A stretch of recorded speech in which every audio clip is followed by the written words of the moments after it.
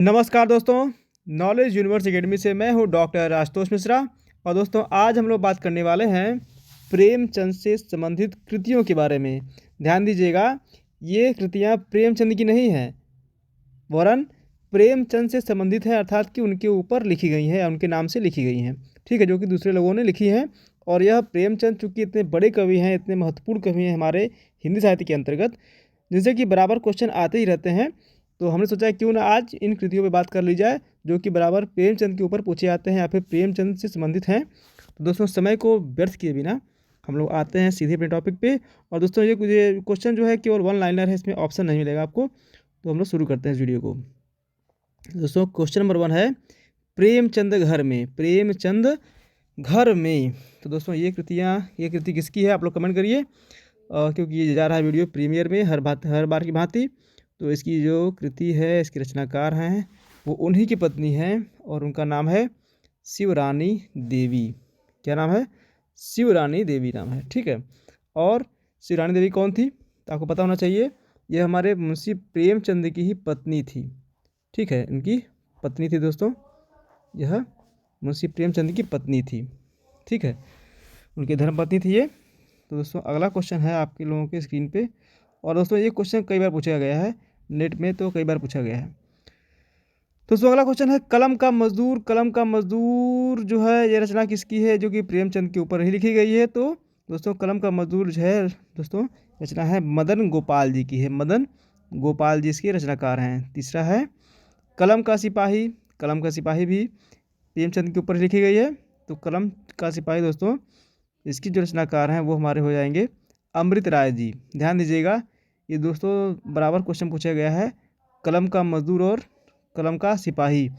तो देखिए मैंने इसीलिए इसको आगे पीछे रखा है ताकि आपको और क्लियर हो जाए। कलम का मजदूर मदन गोपाल की है और कलम का सिपाही अमृत राय जी की है, और ये दोनों रचनाएं प्रेमचंद के ऊपर ही लिखी गई हैं।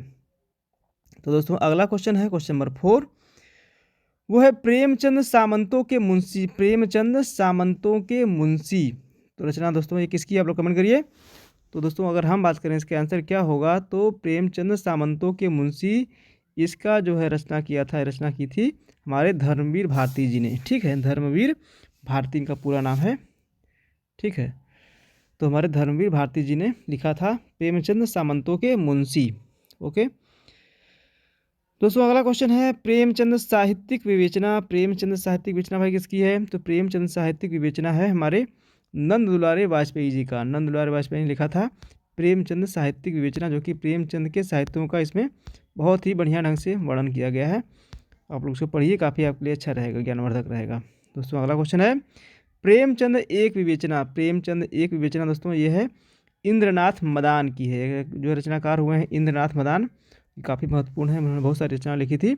तो उसी में एक थी प्रेमचंद एक विवेचना, जो कि प्रेमचंद के बारे में ही लिखी गई थी। तो इसके रचनाकार कौन भाई, ये है इंद्रनाथ मदान। प्रेमचंद देखिए दोस्तों इतने महत्वपूर्ण कवि हुए हैं कि बहुत लोगों ने इन पर लिखा था। ठीक है, और मैंने बहुत ज़्यादा तो नहीं, लेकिन जो जो इंपॉर्टेंट क्वेश्चन है वो मैं केवल लेके आज आया हूँ। अगर आप लोग कमेंट करेंगे तो मैं और भी रचनाएँ जो कि प्रेमचंद के बारे में लिखी गई हैं मैं आपको लेके आऊँगा। इसमें केवल 15 ही प्रश्नों को मैं लेके आया हूँ जो कि एग्ज़ाम के दृष्टि से बहुत ही उपयोगी हैं या फिर कई बार पूछे जा चुके हैं। तो दोस्तों अगला क्वेश्चन है क्वेश्चन नंबर 7, और वो क्या कह रहा है भाई, वो कह रहा है कि प्रेमचंद जीवन और कृतित्व किसकी रचना है। तो प्रेमचंद जीवन और कृतित्व ये रचना हमारे है हंसराज रहबर जी की। हंसराज रहबर ने ही लिखा था प्रेमचंद जीवन और कृतित्व।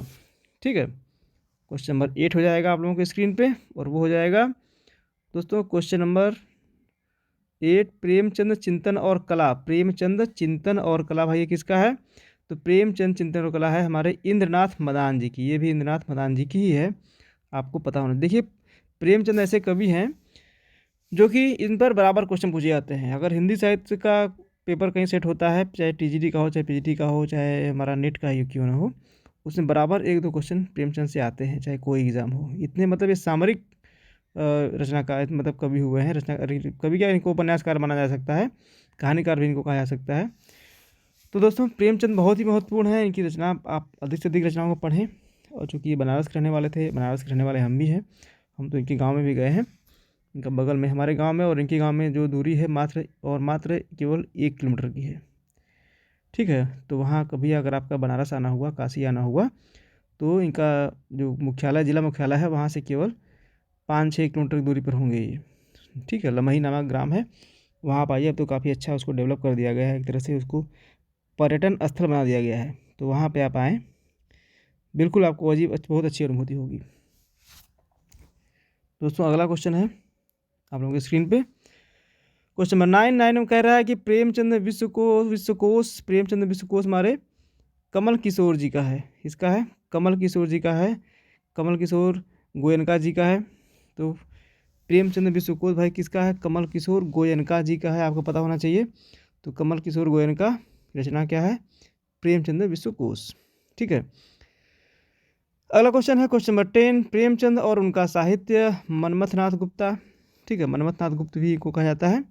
तो प्रेमचंद और उनका साहित्य के बारे में अगर बात आएगी तो भाई ये रचना हो जाएगी हमारे मनमथनाथ गुप्त जी की।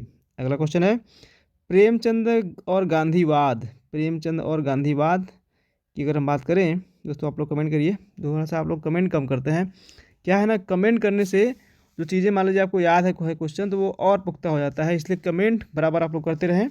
ठीक है, बार बार पढ़ते रहें। अगला क्वेश्चन क्या है भाई? ये प्रेमचंद और गांधीवाद, तो इसकी है रचनाकार रामदीन गुप्त। ठीक है, रामदीन गुप्त। अगला है प्रेमचंद अध्ययन की नई दिशाएं, प्रेमचंद्र अध्ययन की नई दिशाएं, दोस्तों ये भी है हमारे कमल किशोर गोयनका जी की। देखिए मैं थोड़ा सा इसको शॉर्ट में लिख दिया हूँ, क लिख के लिख दिया हूँ ऐसे करके। तो मान लीजिए अब इनका पूरा नाम जो है कमल किशोर गोयनका जी है। अगर क्वेश्चन कभी एग्जाम में आप लोगों को ये आ गया कि गोयनका जी का पूरा नाम क्या है, तो आपको पता होना चाहिए कि कमल किशोर गोयनका इनका पूरा नाम हो गया। ठीक है, क्वेश्चन नंबर 12 है ये। और क्वेश्चन नंबर 13 रहा आप लोगों को स्क्रीन पे इस प्रकार से, प्रेमचंद के उपन्यासों का शिल्प विधान, प्रेमचंद के उपन्यासों का शिल्प विधान, ये इसके रचनाकार कौन है? तो ये भी है भाई कमल किशोर गोयनका जी ही है। ठीक है, अगला क्वेश्चन है क्वेश्चन नंबर 14, प्रेमचंद की कहानियों का कालक्रमानुसार अध्ययन, तो ये भी हमारे कमल किशोर गोयनका जी की ही रचना है। प्रेमचंद की कहानियों का कालक्रमानुसार अध्ययन, ये भी हमारे कमल किशोर गोयनका जी की ही रचना है। क्वेश्चन नंबर 15 हो गया। 15, प्रेमचंद की उपन्यास यात्रा नव मूल्यांकन। देखो दोस्तों, ये बहुत ही इंपॉर्टेंट रचना है और बराबर पूछी गई है कि शैलेश जैदी क्या रचनाकार जो है, शैलेश जैदी ने क्या लिखा था प्रेमचंद के ऊपर, या फिर प्रेमचंद की उपन्यास यात्रा नव मूल्यांकन ये किसने लिखा था? तो आपका उत्तर होना चाहिए, ये लिखा था शैलेश जैदी जी ने लिखा था। ये क्वेश्चन कई बार एग्जाम में पूछा जा चुका है, इसलिए इसको जरूर आप लोग याद कर लें। ठीक है दोस्तों, इस प्रकार से 15 क्वेश्चन महत्वपूर्ण जो कि थे प्रेमचंद के ऊपर, बार इसमें आते रहते थे, मैंने आपको बता दिया है। और भी अगर रचनाएं आपको चाहिए प्रेमचंद के ऊपर तो आप लोग कमेंट करिए, मैं बिल्कुल ऐसे ही जो है रचना लेके आता रहूँगा। और दोस्तों देखिए 16वां क्वेश्चन हमारा था प्रेमचंद और उनका युग। तो प्रेमचंद और उनका युग है रामविलास शर्मा। ये भी देखो दोस्तों बहुत सारा पूछा गया है, कई बार क्वेश्चन पूछा जा चुका है। प्रेमचंद और उनका युग, तो ये भी हमारे रामविलास शर्मा जी की ही रचना है। ठीक है, तो ये भी आपको पता होना चाहिए रामविलास शर्मा ने क्या लिखा था। तो उन्होंने लिखा था प्रेमचंद और उनका युग। तो दोस्तों इस प्रकार से 15 क्वेश्चन आप लोगों की स्क्रीन पे, 16 क्वेश्चन आप लोगों की स्क्रीन पूरा हुआ, सॉरी। और दोस्तों आप लोग अगर और आपको क्वेश्चन चाहिए तो आप लोग हमको ऐसे ही कमेंट करते रहें, तो मैं आपके लिए और अच्छा क्वेश्चन ऐसे ही छाँट छाँट के लेके आता रहूँगा।